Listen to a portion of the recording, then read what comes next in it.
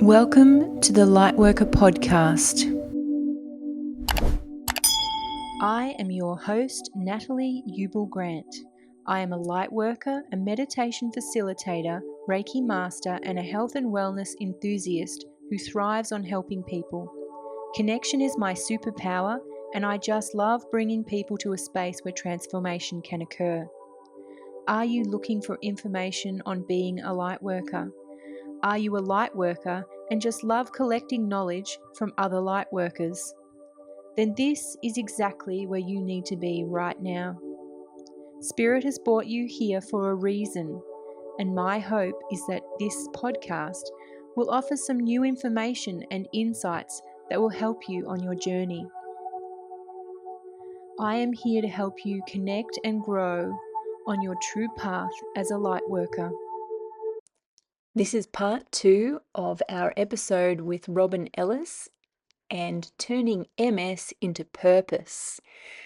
Sorry for the mix-up, everybody. Somehow I missed Tara Hegarty's second episode, so head on back and have a look at that episode and enjoy this one.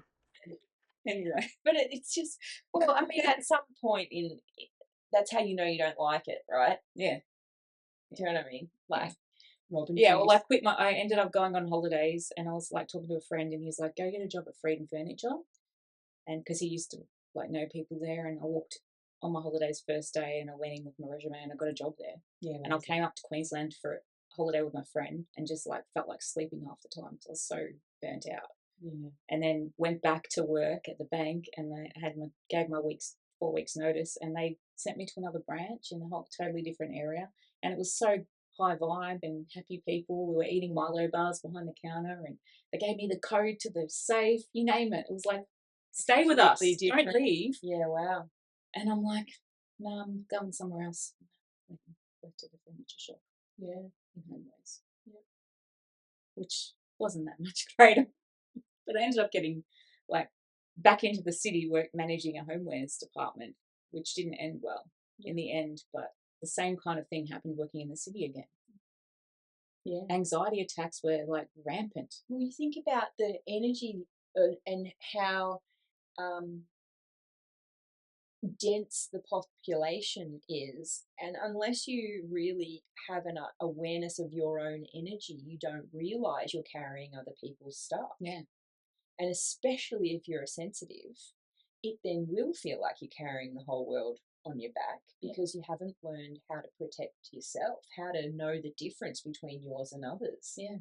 And it's interesting, people in the service industry reach burnout a lot, and it's because we aren't taught to look after our own energy, where we just are givers, people pleasers a lot of the time, and you do all of that until you collapse. Yeah. And then I was working at the gym later on after that job. Yeah. And I was in charge of people cancelling their memberships. That was my role, and making sure people were happy in the place. And yeah, just taking on debt collection day in, day out. Yeah, it was not easy. No. The only saviour was like going and doing personal training with the management team once a week. Yeah. And like being able to just have breaks and then put my gym gear on and go out and do a workout and then come back to work kind of thing. That was the saving grace of that. Yeah, wow. How interesting. So what was it that got you, I suppose, inspired you to create Inspired Robyn? Well, I did a personal development business for a number of years. And at the time I was trying to think of a name for it. We started off with my husband and I were working together on it for a period of time. We called ourselves Dream, Evolve, Inspire. And Inspire kept coming in. I was listening to a lot of Wayne Dyer at the time. And he was often talking about being in spirit. And people at the time, when I was naming my business Inspired Robyn, didn't understand why I was naming it Inspired Robyn. People don't get what you do. But I think it was because I wasn't fully doing what I'm here to do yet. Yeah, right. At the time. So I just called it that. Yeah. And kept going. And sharing my journey with MS and mindset in particular, and then diet changes and, making those lifestyle changes. Yeah, because you well read now.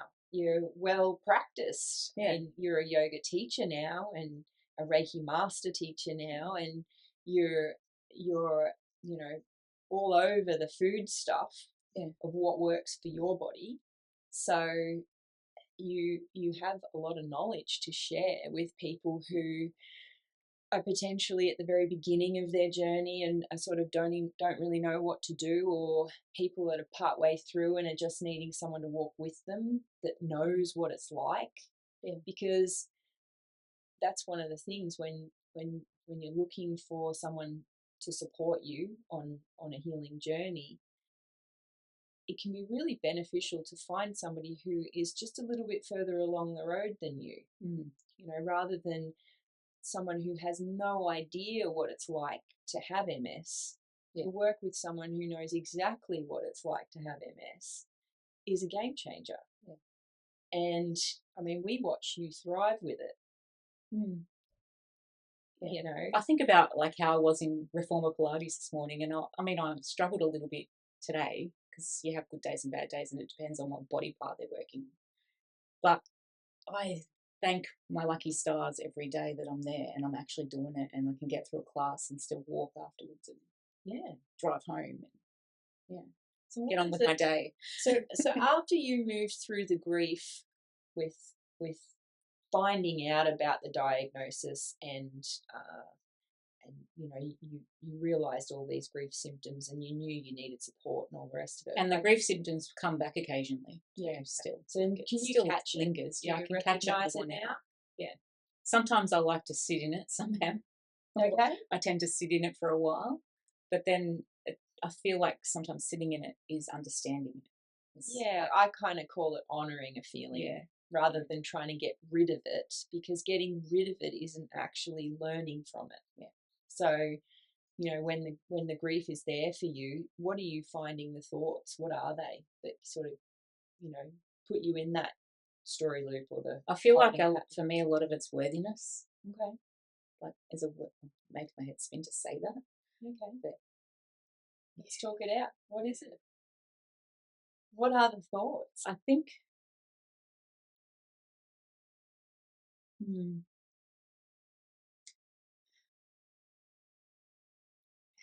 It's like I feel a bit of a perfectionist side to myself, that pleaser side of me, that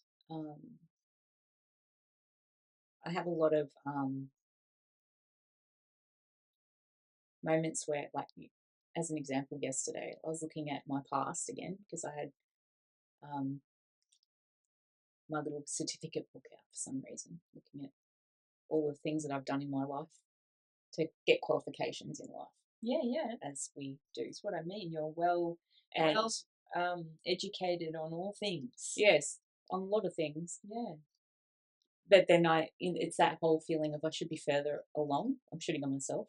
I know that shooting is that's the opponent. It's a big topic in your podcast because I've listened to all the episodes. Well, thank you. So this is the human condition that everyone is facing. Like we're not trained to appreciate what got us here.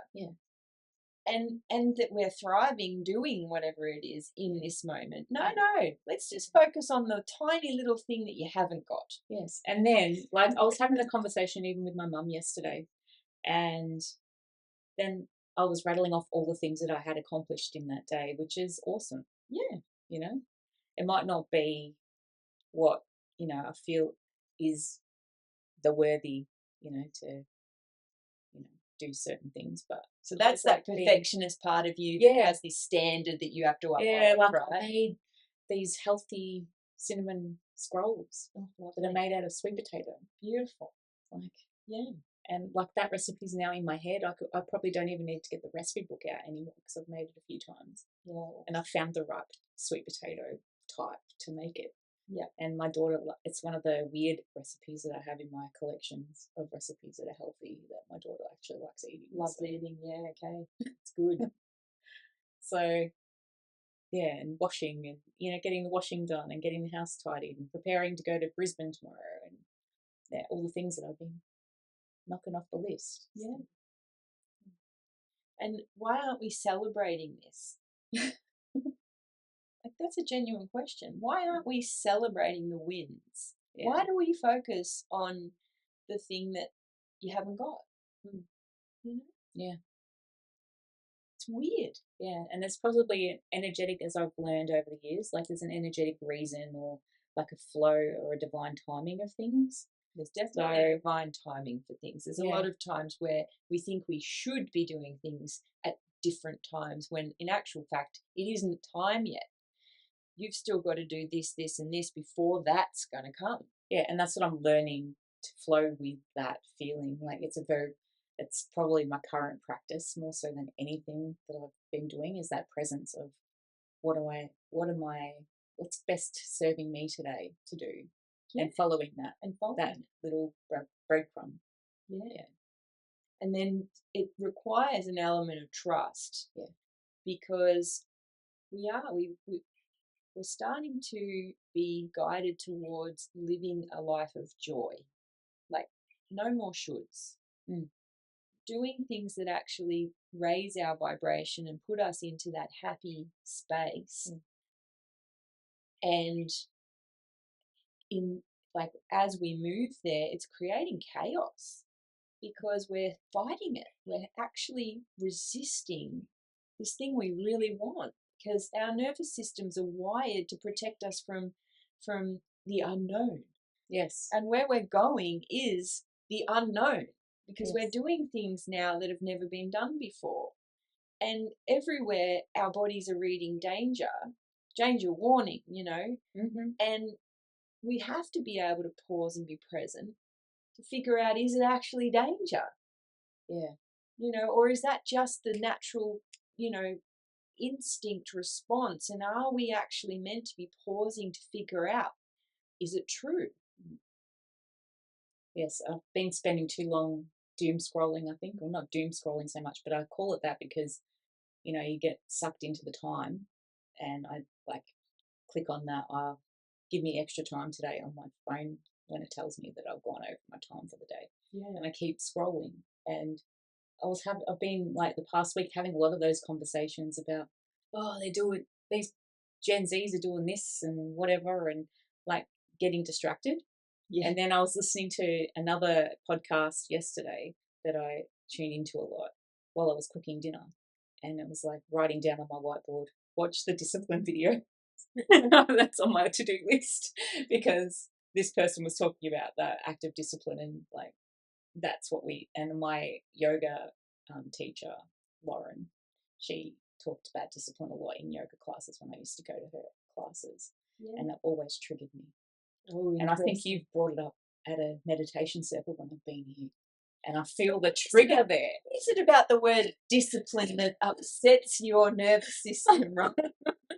I feel like I have a lack of it in a lot of respects, because I am very easily distracted by other things, and I know that the day that I master discipline will be the day that things start to shift for me. I feel that's what I'm feeling in my parts. Where do you think you already are disciplined? Because everything you've told me, with the food side of things, and exercise, mindset in a lot of respects, but not always, because I allow other distractions to take me off path.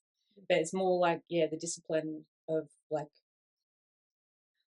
staying focused on my path is the thing. And I've noticed with we talk about wanting to be further along with certain things, particularly my business and how I run it.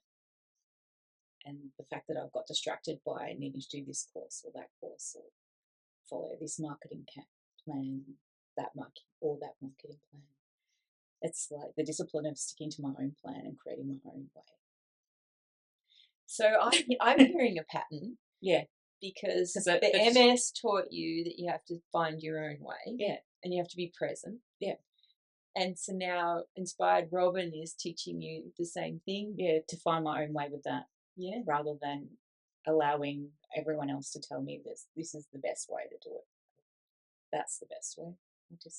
like and listen. it's putting the blinkers on and actually like tuning into me, Yeah, following my path and creating my own way, because that's how these people that are telling me stuff probably are creating their way, or so I need to be that. So what's for me? What's one thing that you could do today that's going to do that?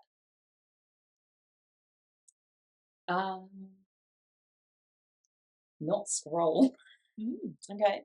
Yeah, So like stay for me off last night, the social media. Well, yesterday was like, you need to, like, you want to be like focused on the list that you've got to create for you, and what you're wanting to create in your world on your business stuff. So my podcast, my blogs. Yeah, so you've just started your podcast. Yes. So what are we calling it? It's called Inspired Robyn. Oh, lovely. So everything Inspired everything Robyn I have, podcast. everything is like, my YouTube channel is at Inspired Robyn, my Instagram's at Inspired Robyn, and my website is inspiredrobyn.com. So I've got it all branded. You Google Inspired Robyn with a Y, of course, and you'll find all of the links to everything. And it's been years in the making. It's just I've gotten allowed myself to get distracted off the path. Well, and I'm looking at my teaching again, because it's been 5 years. It's been a while. Or something. And I've sat on the fence, and I've had people asking me to teach them Reiki, and I've like sent them to Nat instead. Yeah, and you are actually well qualified. Yeah. So can I just say though that you have been doing a very important job, and that is being a mum. Oh yes. Right. And she's coming into her final 2 years. Right. Yeah. So, and this is something that, like, I see a lot with my clients, is the lack of gratitude towards that being probably the most important job that you could be doing. And there's so much emphasis on, I should be doing something else. My business should be more successful and blah, blah, blah. But really it's probably because raising your daughter is number one priority. And always has been since she came into the world. And even like the agreement I had with my hubby was that I would be around for her. Yeah. I made the same agreement. Yeah.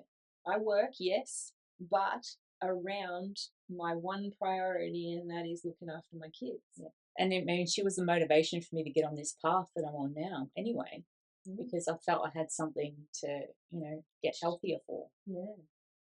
Chasing her around when she was small. Yeah. Wanted to be more energized and vibrant in that. And then you're able to achieve that by bringing in yoga into your life and bringing in some self-healing and making sure you're eating clean and looking after yourself, and you were able to thrive with MS. Yeah. And the two of them, like, especially my husband, he's like, I'm healthy because of you. Yeah. What you've done for you has helped me be healthier. Yeah, amazing. So, yeah, I'm seeing that change. So, and this is something, like I said, I see a lot, and I wonder if sort of that businessy side of stuff it launches later, because right now the priorities aren't necessarily the business. And yes, there are a lot of people that are able to do both, and good on you, lucky, right? Yes. But there are some of us that really just need to be fully present in the areas we're fully present in, and not have our attentions divided, because I know I can only speak for myself, but I can't multitask. Yeah, no. And like, you might think you can, but I would be willing to bet if you were present when you're doing whatever it is, you'll realize you actually aren't able to. Your brain switches. You're doing this task, and then you have to switch and do this task. If you're trying to do all of it, you're actually really inefficient. Yeah. So there needs to be really good, clear boundaries created. And I think a lot of mums in the beginning, when they're trying to run a business and trying to be a mum and be a wife and all the rest of it, the lines are so blurry that it can get quite exhausting. Yeah, well, there was a time I was doing pet sitting and my healing business at the same time. And I'd find like the pet sitting would thrive for like a month or whatever. It would be like I would be busy and booked out for me. And then no healing clients would come when I was in that phase. Yeah. And then once that died down and I got back into the other stuff, then it would come back up. But then I've had my parents visiting this year too, my brother from Melbourne, and it goes quiet when they come to visit again because family becomes a priority. Right. So you can see that pattern happening. Yeah, there is a pattern. Of your energy really needs to be focused in different areas, and I suppose that's where we got to then create some discipline around it. I know for me, I allocate time. Yes. And that's if it blurs, it gets muddy and stuff doesn't get done. Yeah. I have like obviously this I gave up something that I was doing for me to take my daughter to Brisbane this week because she's talented in her own right. Yeah. Playing trumpet. Yep. So she's going to be playing at the Brisbane Conservatorium. Really? Weekend. So she's got like a done Thursday to Saturday rehearsals every morning. So we're going to stay down in Brisbane so that she can be there at 7 a.m. every day. Amazing. Then I'll work in the hotel and get disciplined on my computer. Yeah, until we've got the afternoon off together. And then, see what you can achieve in the city. time, and then go and have fun. Yeah. As the reward. Yeah. Yeah. Amazing. Yeah. It is funny how there's that pressure, though, that particularly for women, I mean, I know there's pressure for men as well, but there is a huge amount of pressure put on women now because the expectation is that, in order to be able to pay a mortgage and to pay for living at the moment, it requires 2 incomes in Australia. Yes. It's a very small population of people that are able to survive and live off 1 income. Yeah. Most people have got 2 people working in order to just be able to get by, to be able to have a roof over your head and to be able to put food on the table. Yeah. And there's a lot of pressure on women then, or whoever it is that's home with the kids, doing the kiddie runs and making sure that they're off to kindy and school and all the rest of it. Working a full-time job and doing that is a lot of stress on the entire family. And there's a lot of pressure on that major caregiver to be doing everything. Yeah. And then still have a smile on your face. Yeah. And then be able to do it with MS. Yeah. You're winning, Rob. I know. It's like, really think about. I have to remember I know in this conversation because some days I forget that I know. I mean, like, how many of you out there feel what we're talking about here? Yeah. It is probably one of the biggest challenges. Everything has gone up. And it keeps going up. Yeah. Wages are not going up. Except for my prices on my healing sessions, guys. Yeah. I've kept it at the same price for about 5 years. Which, and then I discount it some months because I understand that it's hard. Yeah, it's amazing to be able to offer that because everybody has bills. Everybody needs to be able to try and put food on the table for their family, and it can feel hopeless sometimes and hard, and it's interesting. And I know in our industry there's kind of that mentality that spiritual work shouldn't really be charged for. And look, to a certain extent there's a lot of stuff that we do and there is no charge, but there is a lot of stuff that we do where we actually do charge because we also need to put food on the table. Feed our families and pay our mortgages and pay for our website to still be up. The website. It actually costs money to run a business. And the booking system to work. Yeah. And the laundry to do when people do come and the cacao I buy to allay or the tea to have you have a full session. And all the training that you've done. This year I invested in crystal bowls. Yeah. Yeah, right. The training you've done to be able to provide a high powered session. I have been lucky enough to receive a session from you, and it is probably one of the best Reiki sessions you'll ever experience in your life. Like, genuinely. That's another thing I need to remember when I hear people say that too. That's like, yeah. Whenever like I have a review come onto my Google or someone writes me an email about how they feel like a couple of days later, and I tell my hubby, and he goes, "Can you remember put that in your memory bank for next time you get down on yourself?" Yeah. Yeah. Yeah. That's really important, everybody needs to be held sometime. It is hard. Life, living on this planet, the construct that has been built all around us, the matrix we live in, is difficult to do on your own. And it is really a gift to be able to, we are really lucky. We've got a strong community of spiritual practitioners that offer a myriad of different services. And so I know for me, when I'm having a downer, I call a friend. Yeah. And I will book a session and keep the money flow going around, because we all are supporting each other in this journey, and to be able to help raise our frequency and the frequency of our families and the people that are in our community, it requires us to maintain that high frequency. And it's so much more fun together.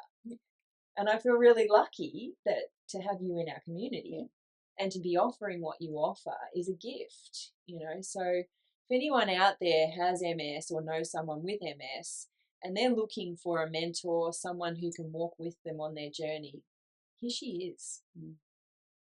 How long have you thrived with MS now, Rob? It will be 18 years.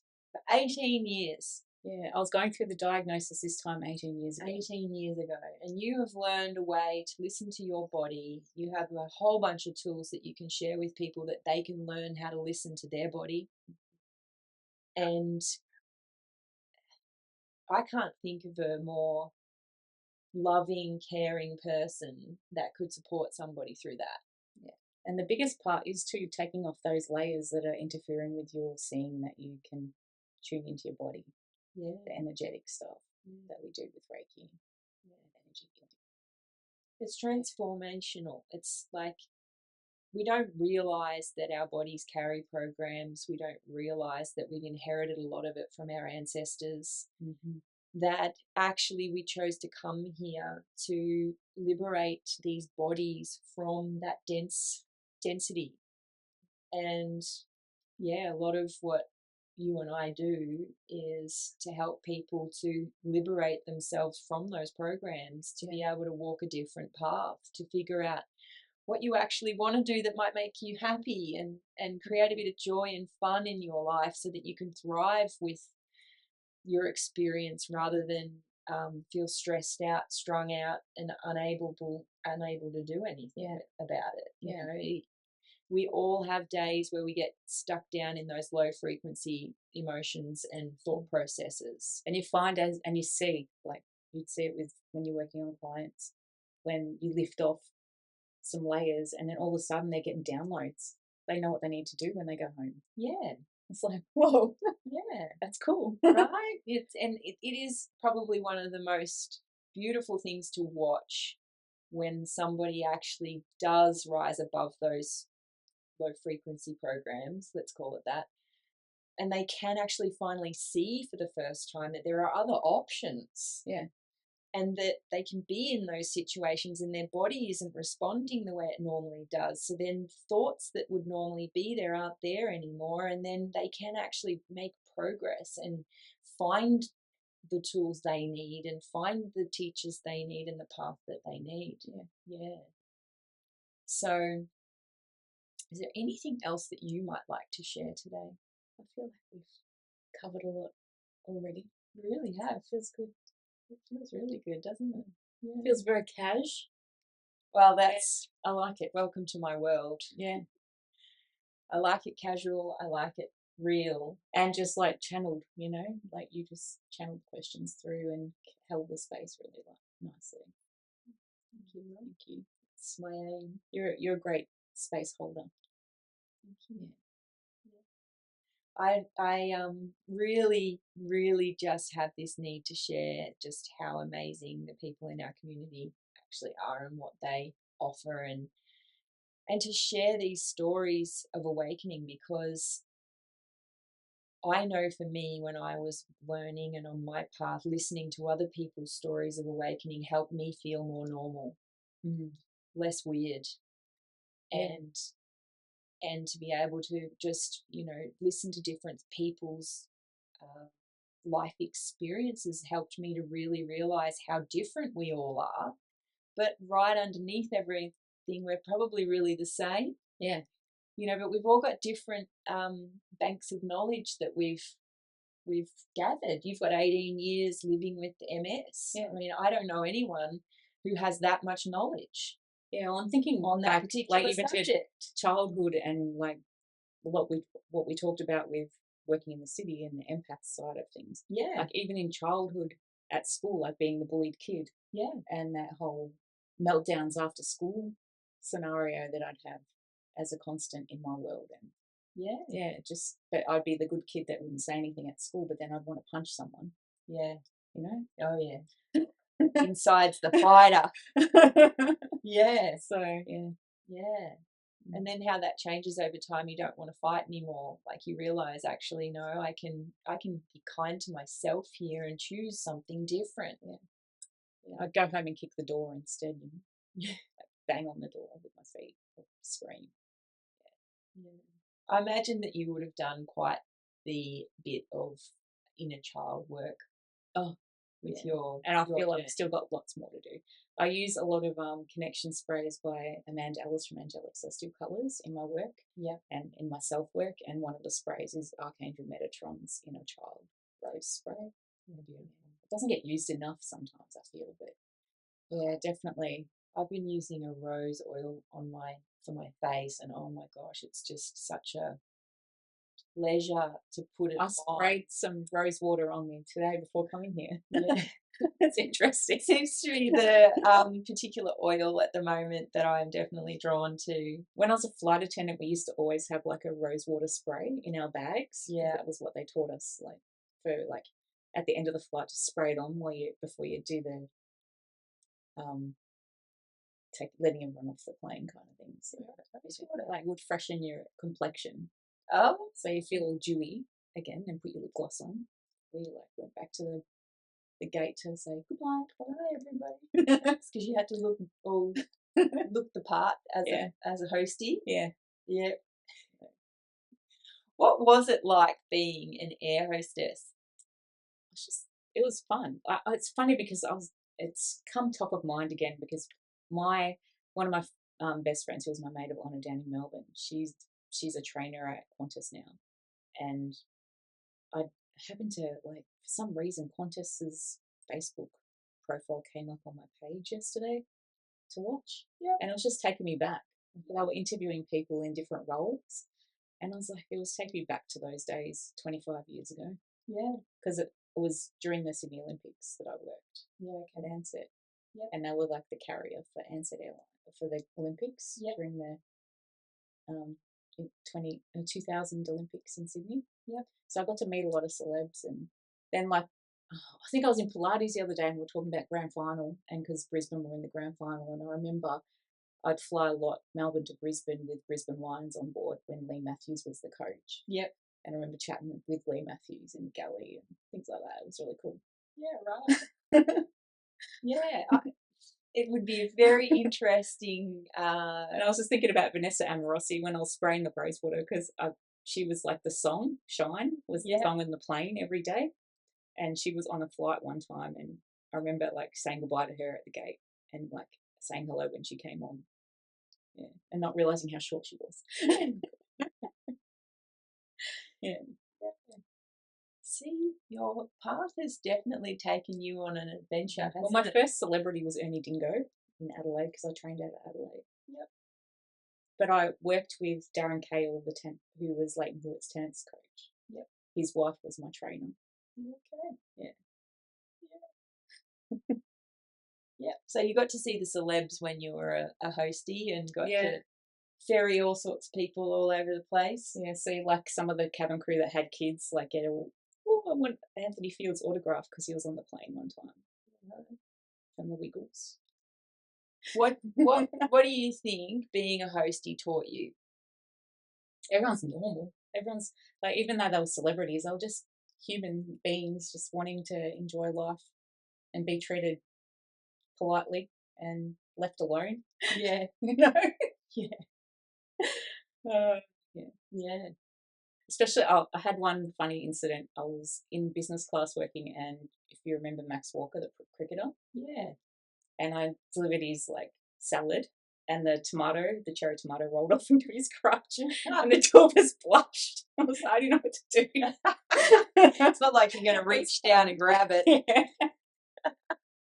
And yeah, it was Oh dear. It was funny. Yeah. And I loved when Tommy Emmanuel, the guitarist, he got on a plane and his guitar, we had to keep it special up above him. And yeah, there's a lot of. And then it was Mother's Day one year, and you know Joanna Griggs from Better Homes and Gardens. Yeah. She had like this massive bunch of flowers. So she was very friendly and nice. Yeah. Oh, it's so interesting that was your kind of, introduction to. Was that how you met hubby? Was from being a hostie? No, I met him through a dating agency before that. Yeah, right. Back in. Actually, after that was 2004. Yep. Yeah. Yeah, I'd done a lot of internet dating for some reason. Yeah. Because I was very savvy on the computer. And then I think because I was doing that, someone from a dating agency rang me.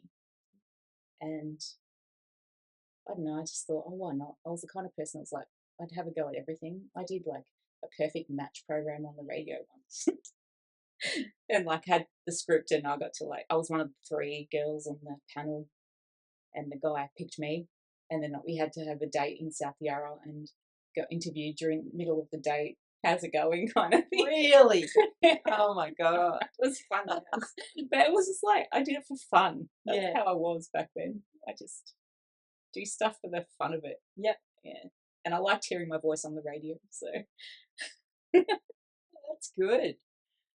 Oh, well, maybe you need to bring a bit of that fun into the Inspired Robyn podcast. Exactly. Do some fun things. Yeah. Yeah. I've actually been getting a bit of inspiration from other vloggers, podcasters, on how they like make things a bit more interesting. So it's not always going to be boring, like not boring, but just me sitting there talking to people.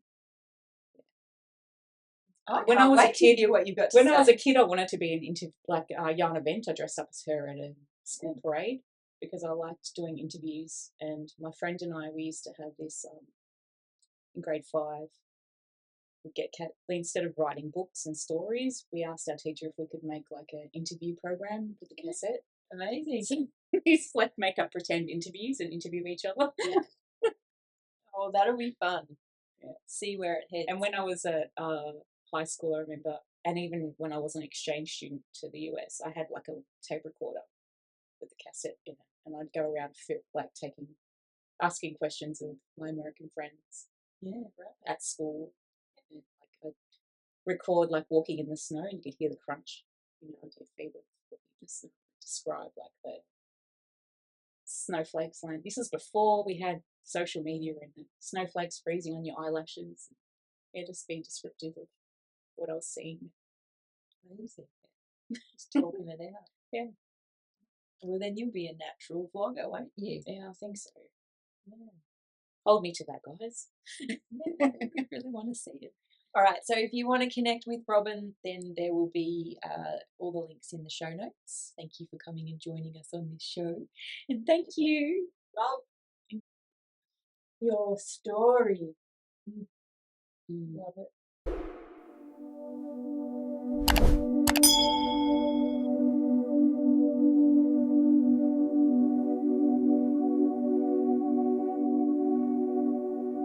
The content found within these podcasts are not intended to diagnose, treat, cure, or prevent disease. Nothing on this website is intended to diagnose, treat, or cure any physical or medical conditions. If you have any physical or medical conditions, you should seek the advice of your medical professional immediately.